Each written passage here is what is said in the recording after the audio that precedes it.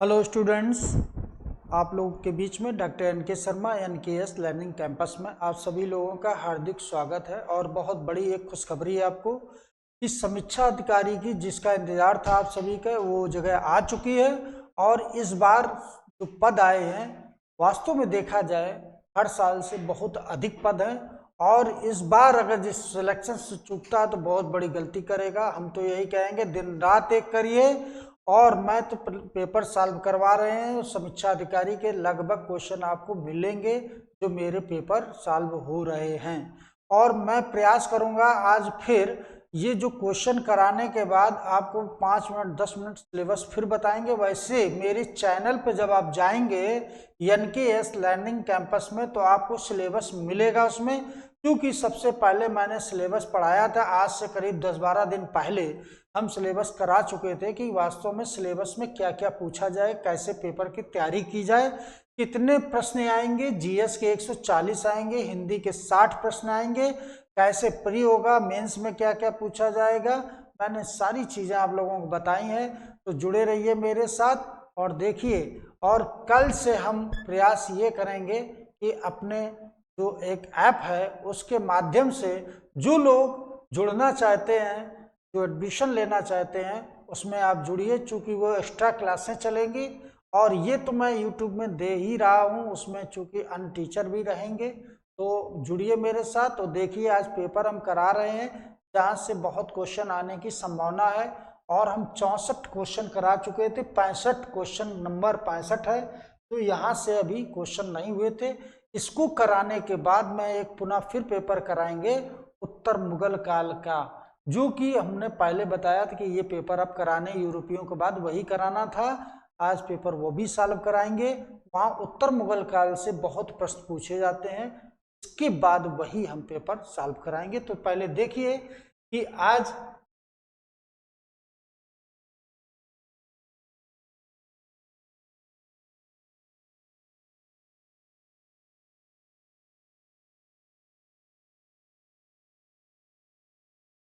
Question number दिया है कि अजातशत्रु के उत्तराधिकारी दर्शक का उल्लेख किस ग्रंथ में मिलता है।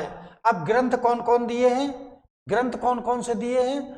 कथा शोक दिया है, परिशिष्ट पर्वन दिया है, दिव्यावदान दिया है, सपनोवासो दत्ता दिया है। तो याद रखना आंसर आपका ये राइट हो जाएगा। परिशिष्ट पर्वन दिया है, यही आंसर आपका सही है। और अजातशत्रु, ध्यान देना, अजातशत्रु का उत्तराधिकारी दर्शक का उल्लेख की बात कर रहा है। अजातशत्रु ये जो है अपने पिता की हत्या करके सत्ता प्राप्त की थी, यह भी याद रखना, क्योंकि प्राचीन काल में यह हर्यक वंश का शासक था। ऐसी घटना को अंजाम देने वाला यह पहला शासक कहा जाता है प्राचीन था। अश्मक राज की स्त्रियों ने किसके विरुद्ध युद्ध में भाग लिया था? जो अश्मक की राजधानी पोतन थी और ये दक्षिण भारत का राज्य था। और कहा जाता है कि वहां की स्त्रियों ने भाग लिया था किसके विरुद्ध? तो दिया है फ्रांसीसियों के विरुद्ध, बैक्ट्रियनों के विरुद्ध, पार्थनियों के विरुद्ध, यूनानियों के विरुद्ध। तो याद रखना कि ये क्वेश्चन आपका सही हो जाएगा कि यूनानियों के विरुद्ध अश्मक जनपद की स्त्रियों ने भाग लिया था। अब देखो अगला क्वेश्चन, उपनयन नामक संस्कार किस अवसर पर आयोजित होता था? दिया है कि शिक्षा का प्रारंभ होता है, शिक्षा की समाप्ति होता है, संन्यास ग्रहण के समय, तीर्थ यात्रा प्रस्थान के लिए। तो याद रखना कि संन्यास जब ग्रहण करते थे तब ये होता है। फिर अगला दिया है कि अनुलोम और प्रतिलोम किससे संबंधित है? तो एक चीज पहले जान लो कि अनुलोम प्रतिलोम है क्या। तो यहाँ दिया जन्म से है, यौवन से है, विवाह से है, मृत्यु से। तो ये है विवाह से। अनुलोम मीन्स क्या होता है, प्रतिलोम मीन्स क्या होता है, दोनों को जान लो। अनुलोम वो विवाह होते हैं जब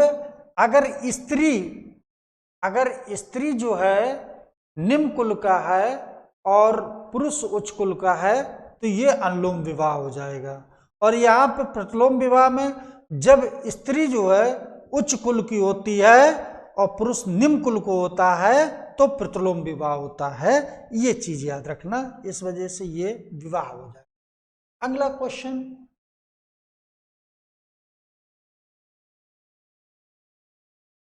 अगला क्वेश्चन, किस संस्कारों का वर्णन निम्नलिखित में से किस मूल पाठ में है? स्रोत सूत्र में है कि मनुस्मृति में है, गृह सूत्र में है कि धर्म सूत्र में है? तो संस्कार की बात अगर हम करते हैं तो याद रखना कि गृह सूत्र में लगाएंगे। क्या लगाएंगे? गृह सूत्र।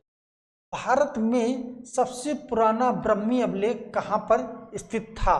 तो महास्थान दिया, सोगारा दिया, पिपरवा दिया, बेसनगर। तो कई बार क्वेश्चन आया तो पिपरवा को लगा के आएंगे। कौन सा? पिपरवा को लगाएंगे। अगला क्वेश्चन है कि प्राचीन साहित्य में वर्णित विवाहों के प्रकार कितने हैं? तो याद रखना, जो प्राचीन काल में विवाह थे वो 8 प्रकार के विवाह थे। ठीक है, कितने प्रकार के? 8 प्रकार के विवाह थे। सबसे अच्छा विवाह कौन सा था? तो ब्रह्म विवाह था, ब्रह्म विवाह। और सबसे निम्न कुल का कौन सा था? तो राक्षस विवाह था। कौन सा था? राक्षस विवाह। ठीक है, तो ये चीज है। अगला क्वेश्चन, अष्टाध्यायी के लेखक कौन थे? तो अष्टाध्यायी के लेखक पतंजलि दिया, वारामीर दिया, पढ़नी दिया, अश्वघोष दिया। तो यहाँ पर पढ़नी लगाएंगे। क्या लगाएंगे? पढ़नी लगाएंगे। ठीक है, तो ये चीज याद रखना कि पढ़नी ने अष्टाध्यायी के लेखक थे।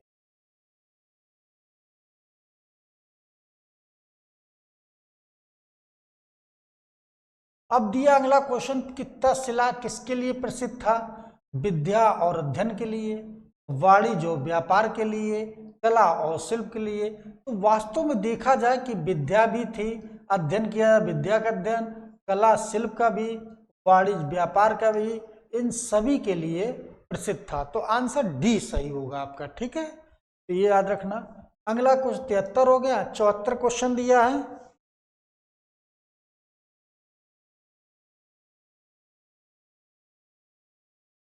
74 क्वेश्चन में क्या दिया है कि पढ़नी कौन था? अब दिया इतिहासकार था, या व्याकरण विद्वान था, या चिकित्सककार था, या जैन विद्वान था। तो पढ़नी वास्तव में देखा जाए तो व्याकरण का विद्वान था। कवि और रूपकार राजशेखर का अवंती सुंदरी से विवाह हुआ था। विवाह किस कोट का था?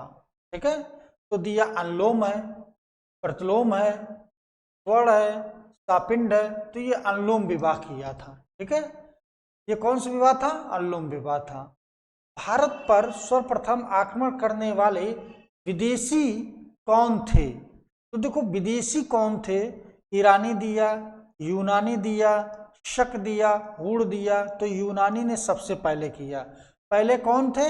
यूनानी, फिर इसके बाद ईरानी ने किया था। ठीक है, पहले नंबर पे ये है, दूसरे नंबर पे ये है। ठीक है, अगला क्वेश्चन, प्राचीन भारत में विष्टि क्या था? एक कर था, सिक्का था, बेगार था, इनमें से कोई नहीं। तो विष्टि एक कर था। ठीक है, तो ये बेगारी कर था, ये कर के लगा के आए। अगला क्वेश्चन, बहुत अच्छा क्वेश्चन, कि सिकंदर की विजय का कारण क्या था?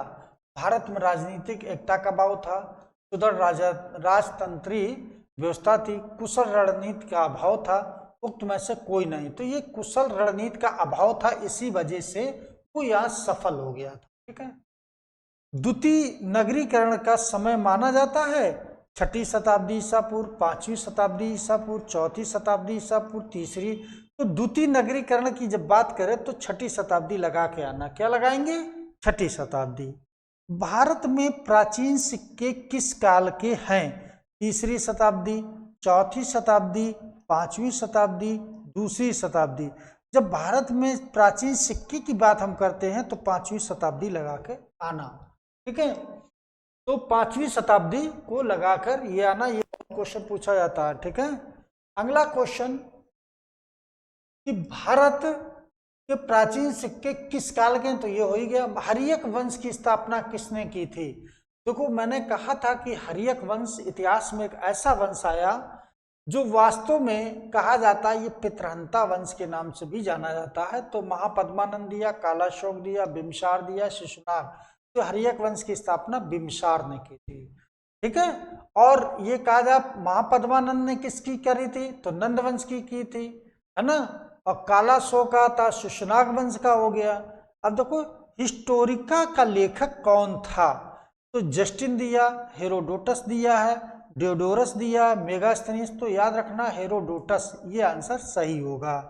अब द्विज शब्द से क्या संबंध है, तो द्विज में आ जाएगा ब्राह्मण है, क्षत्रिय है, वैश्य है, यानी कि तीन जातियां जो थी ये द्विज कही जाते थे। ठीक है, पढ़ने की पुस्तक अष्टाध्यायी का विषय क्या है, दिया है शिक्षा है, कानून ला है, लॉजिक है, ग्रामर व्याकरण है। तो याद रखना कि पढ़ने की जो अष्टाध्यायी थी तो ये ग्रामर व्याकरण, यानी कि व्याकरण का बहुत बड़ा विद्वान था। ये चीज याद रखना।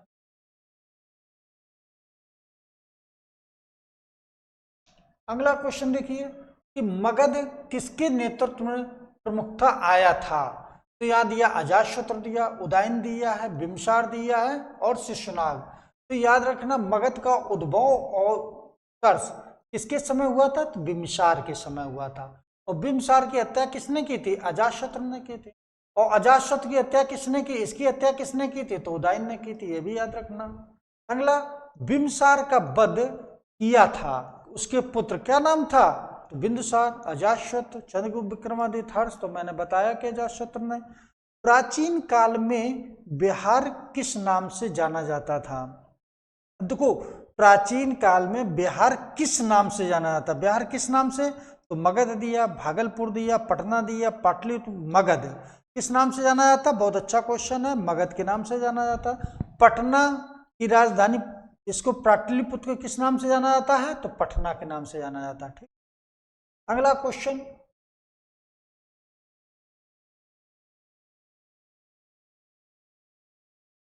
अगला क्वेश्चन दिया है कि शिशुपाल कहाँ स्थित था, मतलब शिशुपालगढ़, शिशुपालगढ़ कहाँ स्थित था, बंगाल दिया है, बिहार दिया है, उड़ीसा दिया, उत्तर दक्षिण दिया। तो याद रखना कि शिशुपालगढ़ जो है उड़ीसा में है। यहाँ का राजा कौन था, शिशुपाल, यानी बहुत शक्तिशाली शासक था शिशुपाल। ठीक है, ये था।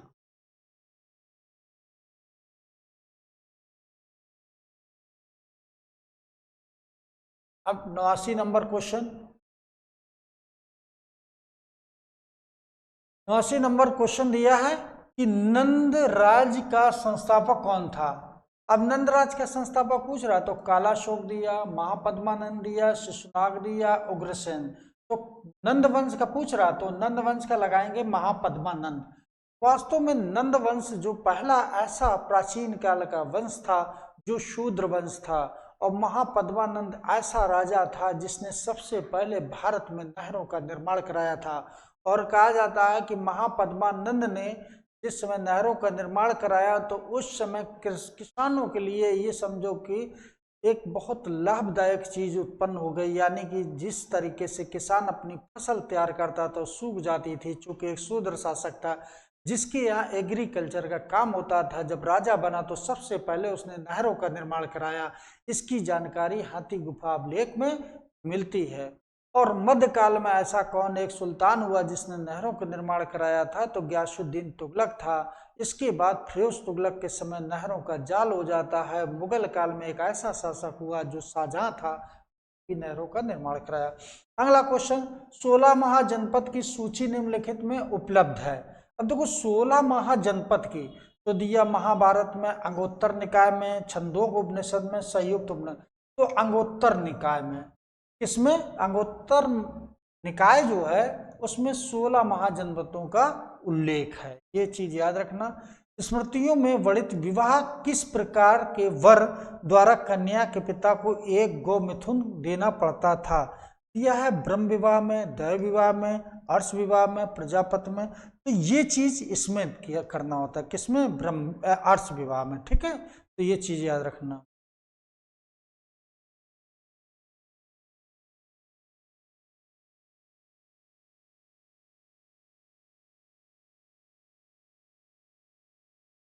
अगला क्वेश्चन, बहुत अच्छा क्वेश्चन, कि वेदांग कि कुल संख्या कितनी है। तो 3 है, 4 है, 5 है, 6 है। तो जो याद रखना 6, 6 कैसे हो जाए, जिससे कल्प हो जाएगा, कल के बाद ज्योतिष हो जाएगा, कल ज्योतिष, फिर कौन, छंद हो जाएगा, व्याकरण हो जाएगा। ठीक है, देखो कल्प हमारे हाथ हैं, ज्योतिष हमारी आंखें हैं, और छंद हमारे पैर हैं, और व्याकरण हमारा मुख है। ठीक है, तो ये 4 तो तुम याद रखना कि मुख पूछे जाते हैं। कल्प है, ज्योतिष है, छंद है, व्याकरण है। ठीक है, तो ये 4 जो है बहुत पूछे जाते हैं। तो 4 का अगर याद रहेंगे तो 2 और कर लेंगे। ठीक है, इसके बाद भारतीय जात व्यवस्था अपने श्रेय यानी कि क्लासिकल रूप में जानी जाती है। क्यों? अब भारतीय श्रेय तो यहाँ ऊर्ध्वगामी दिया है, रोहित प्रदान दिया है, सामाजिक सौहार्द दिया है, कार्यों का विभाजन दिया है। तो भारतीय जात व्यवस्था तो कार्यों का विभाजन दिया। ठीक है, प्राचीन भारत में प्रचलित 8 प्रकार के विवाहों में सबसे आदर्श विवाह कौन माना जाता है। देखो सबसे आदर्श की बात कर रहा है। सबसे आदर्श किस में बात करते हैं, तो ब्रह्म विवाह। किस में बात करते हैं, आदर्श कौन हो जाएगा, ब्रह्म विवाह हो जाए। ठीक है, तो याद रखना। और प्रेम विवाह कौन है, गंधर्व विवाह हो जाएगा। ठीक है, तो यह भी याद रखना। देव विवाह जो पुरोहित था, जो यज्ञ का आयोजन करता था, उसमें गाय दी जाती थी। ठीक है, आर्ष विवाह ये क्रय विवाह, कि जब कोई स्त्री का मतलब कोई कन्या के लिए जब जाता था पिता से मांगने कन्या को, तो गाय मांगता था वो कि इतनी गाय दो, बाद में वो वापस कर देता था। वो इस वजह से कि तुम्हारी हैसियत है कि नहीं मेरी बेटी को खिलाने की, तो इस वजह से ये ऐसा करता था। निम्नलिखित में से किस स्थल के साथ कपिलवस्तु का पहचान का समर्थन नवीन साक्ष्यों में मिलता है। तो पेड्रोना दिया है, पिपरवा दिया है, रूमनदेही दिया है, और तिरोकोट दिया है, तिरोरा कोट दिया। तो ये दिया है किस, पूछ रहा है कपिलवस्तु, तो पिपरवा लगाएंगे। ठीक है,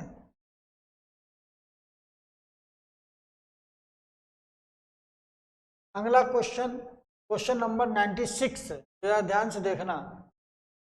निम्नलिखित किस ग्रंथ में मयूरों के पश्चिमी सीमा में निर्यात किए जाने का उल्लेख, बहुत अच्छा क्वेश्चन, और कम से कम ये पीसेस में 5 से 6 बार क्वेश्चन पूछा गया है ना। तो अर्थशास्त्र दिया है, वाबेरू जातक दिया है, यवन जातक दिया, पेरिप्लस ऑफ द रीथियन सी दिया है। तो ये बाबेरू जातक है, ये क्वेश्चन राइट हो जाता है। ठीक है, अगला क्वेश्चन, शक्ति संपन्न साम्राज्य के रूप में मगध के उत्कर्ष प्रारंभ किस शासक के काल में हुआ था। मगध का उत्कर्ष किसके काल में प्रारंभ हुआ, तो महापद्मानंद दिया, अजातशत्रु दिया, बिम्बसार दिया, शेषनाग, तो बिम्बसार लगाएंगे। अगला क्वेश्चन देखिए भाई 98, यानी कि 98 में दिया, बुद्धकालीन गणराज्यों में सबसे शक्तिशाली कौन था। बुद्धकालीन में पूछा जा रहा है। तो कपिलवस्तु दिया है, रामग्राम दिया है, कोली कुशीनगर दिया है, वैशाली दिया। तो याद रखना वैशाली के लिच्छवी जो थे ये सबसे शक्तिशाली था।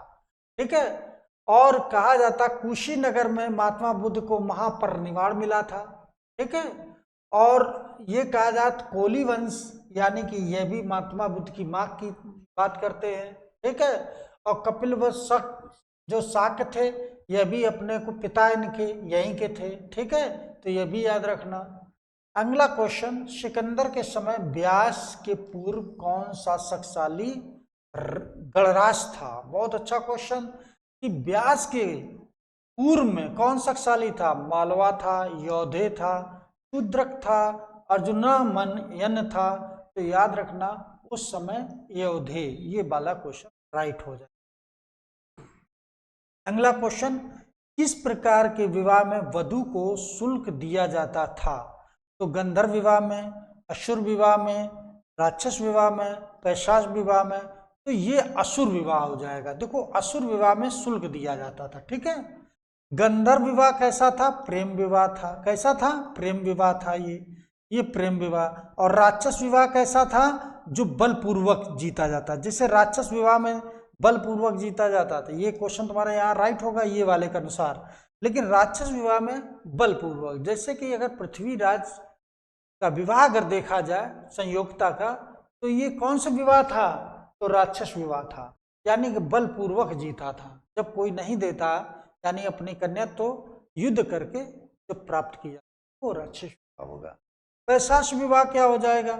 कि सोई बदहोश सोई हुई स्त्री के साथ, यानी कि चुप्पे से उठा ले जाना या उसके साथ गलत करना और उसके साथ बाद में विवाह करना, ये सबसे खराब विवाह यही।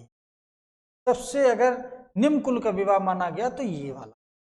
तो मित्रों 100 क्वेश्चन तक आज रखते हैं, और अगली वीडियो में हम पुनः आपसे उत्तर मुगल काल का जो पेपर है वहाँ से क्वेश्चन हमेशा 4 से 5 क्वेश्चन रखे मिलते हैं, तो अभी हम वही पेपर सॉल्व कराने जा रहे हैं। तो यहाँ तक 100 क्वेश्चन हो गए हैं, और कल पुनः इसका सॉल्व कराएंगे, जो बचेंगे शेष कल समाप्त करेंगे। और अभी हम उत्तर मुगल काल का जो पेपर है वो हम सॉल्व कराने जा रहे हैं। आप लोग जुड़े रहिए समीक्षा अधिकारी के लिए। और दूसरी चीज़, जो पेट का एग्जाम हो रहा है, सबसे ज़्यादा क्वेश्चन आपके हिस्ट्री के आते हैं। ठीक है, तो मिलते हैं हम लोग अगली वीडियो में।